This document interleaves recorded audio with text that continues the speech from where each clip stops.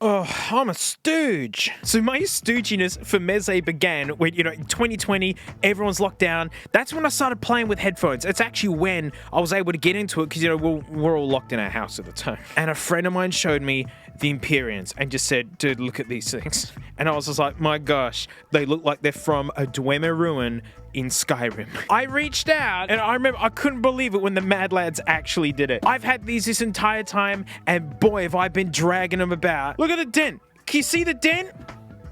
These have been everywhere. I've done flights with them. I've dragged them all over the place. Look, see, people have dented them from putting them on the head and then pushing on them going, yeah, feel that? And you can hear like the drivers on the inside crinkling and whatnot. And they're fine.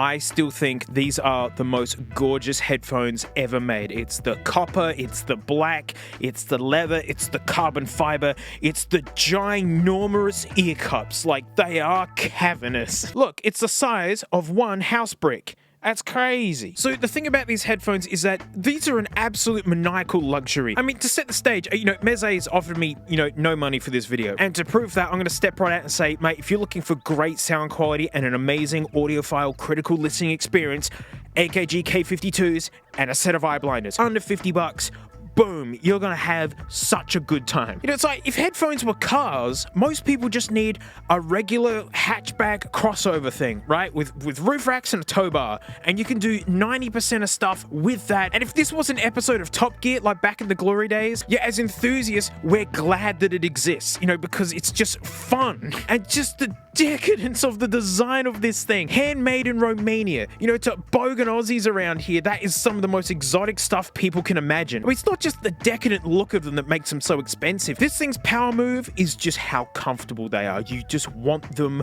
on your head. And having a headband this thick made out of leather, that's expensive. This is carbon fiber. It's lightweight, but also sprung. That's how it stays on your head. That's maniacally expensive. And that's such a key part of why they're comfortable. So like, orders the LCD2s, incredible magnetic planars. My gosh, my head hurts when I wear them. They're just like, listen to me. And these cavernous ear cups, how gigantic they are.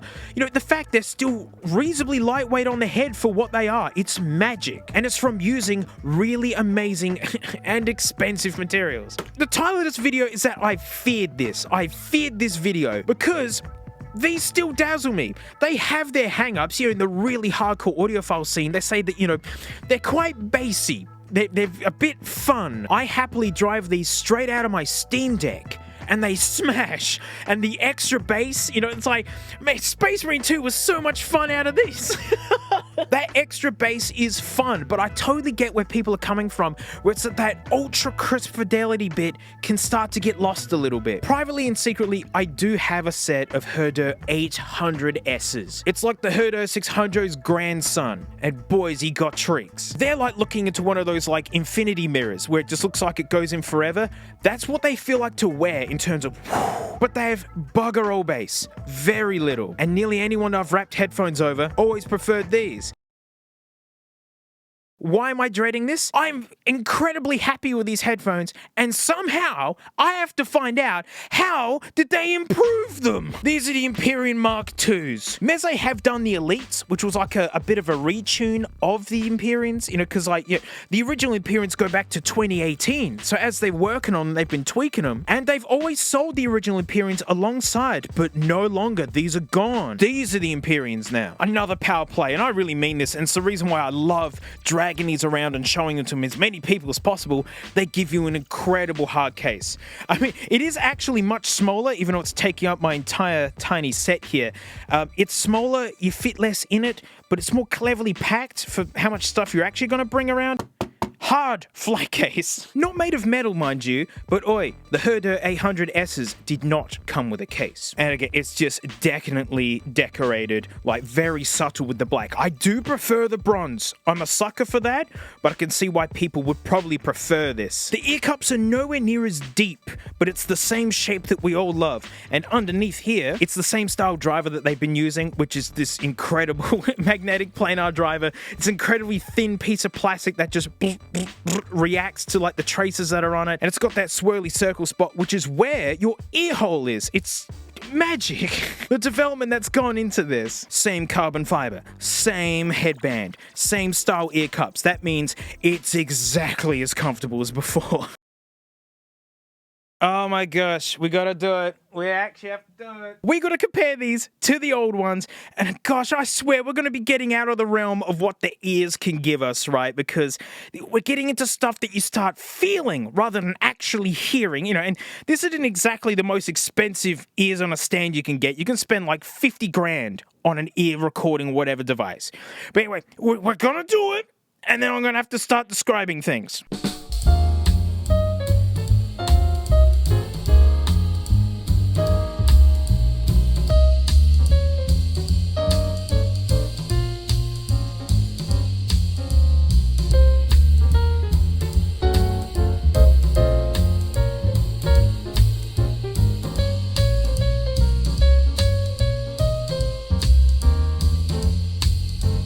They're less bassy, right? They don't have that big, warm, as some people have referenced them as like, bougie beats by Dre with the original ones. These aren't that, but they have more bass. Huh? Alright, like pretend for a minute that like this is as much as you can hear. So if we're listening to a quiet sound file, like you've probably seen it where it's like the squiggles of the audio file, it's just like something like that. That'd be quiet. But something loud, that could be someone going, ah, ah. So just say like the sound file is something that goes like, like a really big peak and it immediately tails off like this. Boom. If it was extra bassy, it would kind of go like this. Get it all in there. But what do you see here? Oh, we're getting outside of what we can hear like that. And that is effectively what clipping is. It just goes like, it just gets crushed in or just cut off. I'm keeping this really layman's, by the way. You can do like a 5-6+ year course where all you do is study this. This is how Bruno Mars makes his music both loud and clear as day. But you can see, because we've taken extra, we're actually losing all of this stuff up here at the bottom. That's not to say all ultra bassy headphones are clipping and like, causing huge issues. But even at lower volumes, you'll still see it's like really chunky at this bit just from having so much extra bass. Whereas the original sound file was more like this. You see how short this bit is where it's like doof, doof. The new Empyreans, I feel this. I feel this tiny little thump that happens and it goes boo and cleans off. And thanks to that, you hear so much more of the other music because, bass can just muddy up the water. So by having extra bass, you get more, but you actually lose more. You actually miss out the fact that, whoever's like produced this music was targeting this sound, and it can be so subtle that you almost feel it more than directly hear it. Combined with the fact that Empyreans are really, really low distortion. Really cheap, crappy earbuds, you crank them up, that's like going whereas Empyreans are almost like a proper speaker system, right? You just keep going loud, or you're going to go deaf before it starts distorting. And that's the scary thing of a giant live show, is that it comes at you whack and it's crystal clear, but your ears are distorting. Not the sound, you physically are distorting. And then combined with the fact that, just like the original Empyreans, these don't need a lot of power to run. I feel they need a little bit extra. They like a little extra. It could be because it doesn't have as much bass and all that in it, but they're still super easy to drive. And also just unfussy. Like there's some really, really high-end headphones that really want particular amps. And like people think that Meze's got the marker on uber expensive headphones. Order Z LCD 5s much? Oh my gosh, if we get into Abyss headphones. And a lot of them have big power requirements, and gosh, nearly none of them can match on the comfort. But to say that one set of these headphones is better than another, it's not for me to say. All of us have different ears. It's not what people want to hear. People love hearing this is better than that, and that's the end of it. But I will admit, the original Empyreans, I prefer them for games and stuff. Because, yeah, sure, people say that the mid-bass can kind of overwhelm it and you lose some fidelity. When I'm playing Space Marine 1 on the Steam Deck, these are such overkill, it's ridiculous. And the extra bass just adds to it. When a big thing stomps down in front of you, you want it to go boom. All my daily drivable cars have subwoofers. All of them have it because they got that just... They're fun.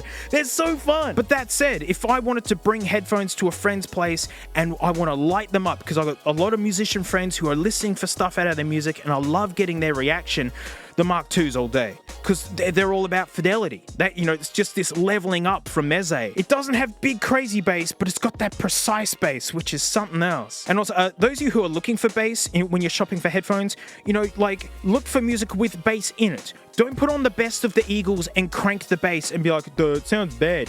Go find music that is designed to make bass things woo, woo, woo. Headphones only reveal what's hiding there, right? They don't weave magic. So it can be kind of sad that Meze don't do these anymore, the original Empyreans. But then not really, because it's because they've got the 109 Pros. These are the ones that do the super uber fun in the boutique wood, beautiful, uber comfortable, lightweight. Instead of thousands of bucks, they're $800. And yes, they come with a hard case. So Meze knows that I like just BSing a nonsense story into a microphone, and they make a mic now and they sent me one. So it's one time, mate, I couldn't afford any petrol and I figured why don't I just make my own fuel, mate? I looked into it and it turns out there's tons of hydrogen and oxygen.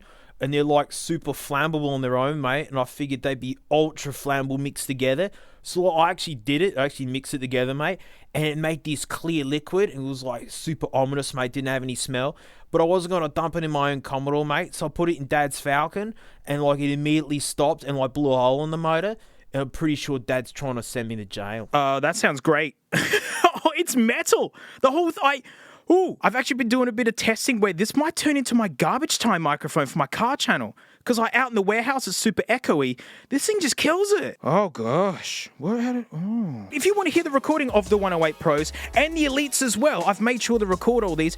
They're on my website called dingusland.fun. You hit the headphone cave there, and, mate, you'll see them sitting there. Hey? And, yes, you can compare to the Walk in the Park song right there. Just keep in mind, one is a straight digital copy and one's been put through the ears. You know what I mean? So they sound different in real life. But for the Mark IIs, man, absolute step up. And one last thing to bring up, on the topic of, cheaper headphones, you don't need headphones like this.